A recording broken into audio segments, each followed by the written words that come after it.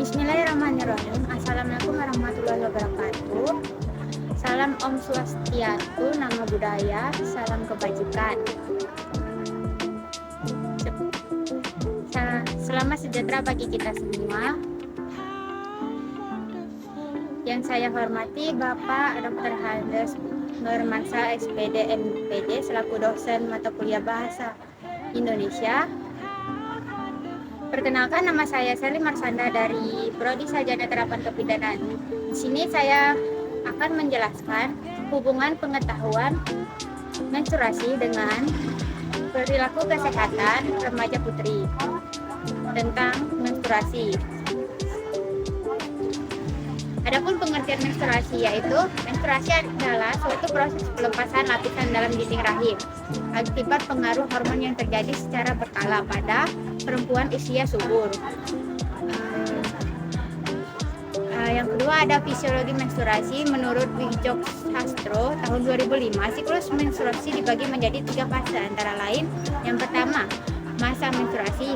Pada waktu itu endometrium dilepas, sedangkan pengeluaran hormon ovarium paling rendah atau minimum. Endometrium terdiri dari 3 lapisan. Lapisan paling atas dan lapisan tengah dilepaskan, sedangkan lapisan dasar tetap dipertahankan, menghasilkan sel-sel baru untuk kembali membentuk kedua lapisan yang telah dilepaskan.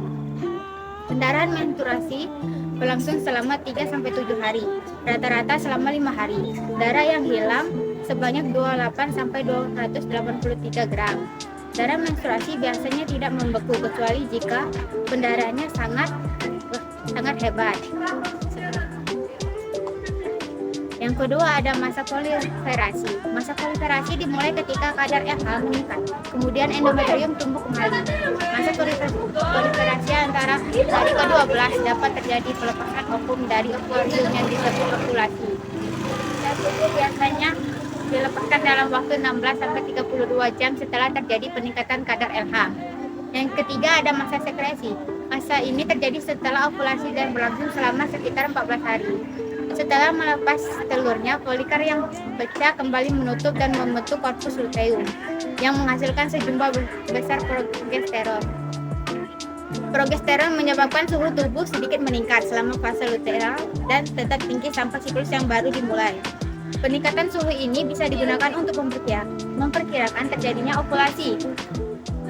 Adapun psikologi menstruasi. Menstruasi merupakan proses biologis yang terkait dengan pencapaian kematangan, seks, kesuburan, ketidakhamilan, normalitas kesehatan tubuh, dan bahkan pembaharuan tubuh itu sendiri.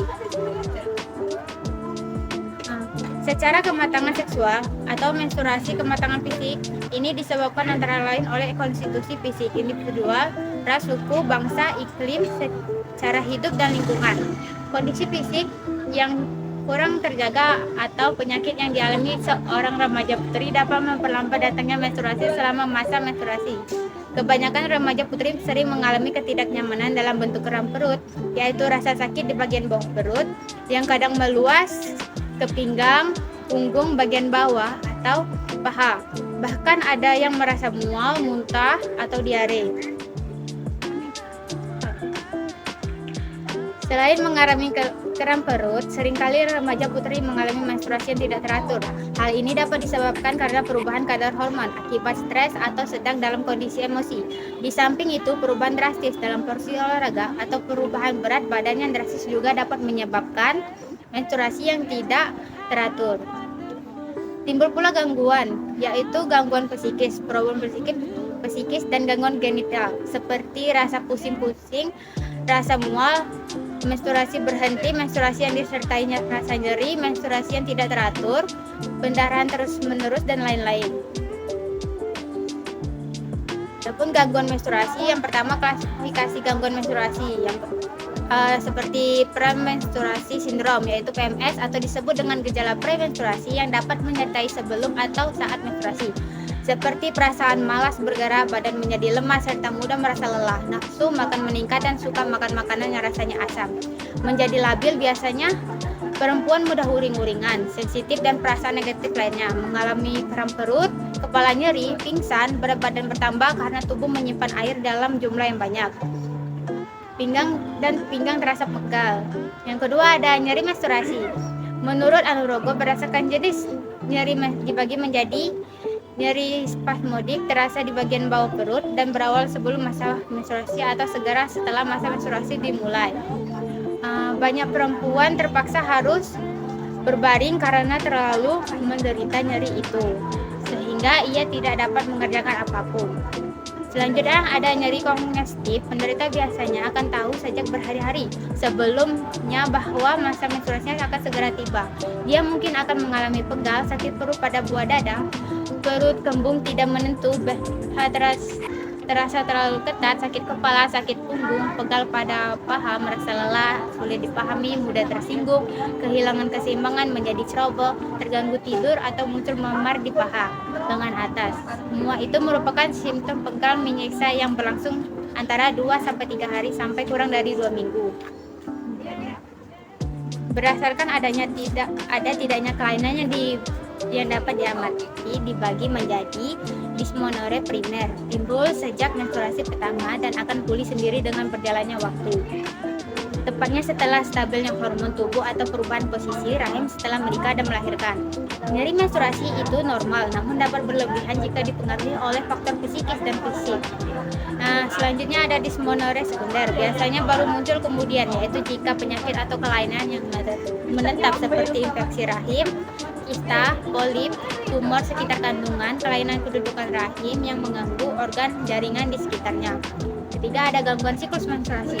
Terdapat 5 gangguan menstruasi yang paling sering muncul, yaitu oligomenore atau jangka waktu menstruasi yang terlalu lama, polimenore atau terlalu sering menstruasi, amenore atau tidak menstruasi sama sekali, hipomenore atau darah menstruasi terlalu banyak, hipomenore atau darah menstruasi terlalu sedikit.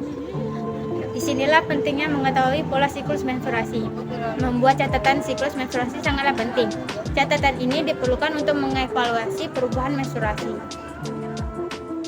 Yang kedua ada penyebab terjadinya gangguan menstruasi. Menurut Anurogo tahun 2009, penyebab nyeri menstruasi dan gangguan siklus bisa bermacam-macam. Bisa karena suatu proses penyakit, misalnya radang panggul, endometriosis, tumor atau kelainan letak uterus, selaput darah atau vagina tidak berlubang, dan stres atau kecemasan yang berlebihan. Akan tetapi penyebab yang tersering nyeri menstruasi dan gangguan siklus diduga karena terjadinya ketidakseimbangan hormonal dan terdapat kelainan organ reproduksi. Yang ketiga ada penata laksanaan dan pengobatan. Menurut Anurogo tahun 2009, terdapat beberapa cara pengobatan yang mungkin dapat menghilangkan atau minimal membantu mengurangi rasa nyeri menstruasi yang mengganggu. Dengan cara menggunakan obat-obatan, perempuan dengan dismenore primer banyak dibantu dengan mengkonsumsi obat anti peradang bukan steroid yang menghambat produksi dan kerja prostaglandin. Obat itu termasuk aspirin, formula ibuprofen yang dijual bebas, dan naproxen. Yang dismenore sekunder ditangani dengan mengidentifikasi dan mengobati sebab dasarnya. Hal itu memerlukan konsumsi antibiotik atau obat lain tergantung pada kondisi tertentu. Kedua ada dengan cara relaksasi. Dalam kondisi rileks, tubuh menghentikan produksi hormon adrenalin dan semua hormon yang diperlukan saat kita stres. Beberapa posisi yoga dipercaya dapat menghilangkan kram menstruasi. Yang ketiga ada hipoterapi. Salah satu metode hipoterapi adalah mengubah pola pikir dari yang negatif ke positif. Pendekatan yang umumnya dilakukan adalah munculnya pikiran bawah sadar agar latar belakang permasalahan dapat diketahui dengan tepat.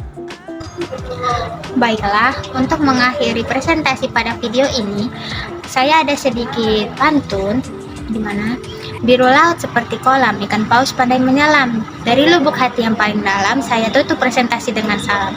Wassalamualaikum warahmatullahi wabarakatuh.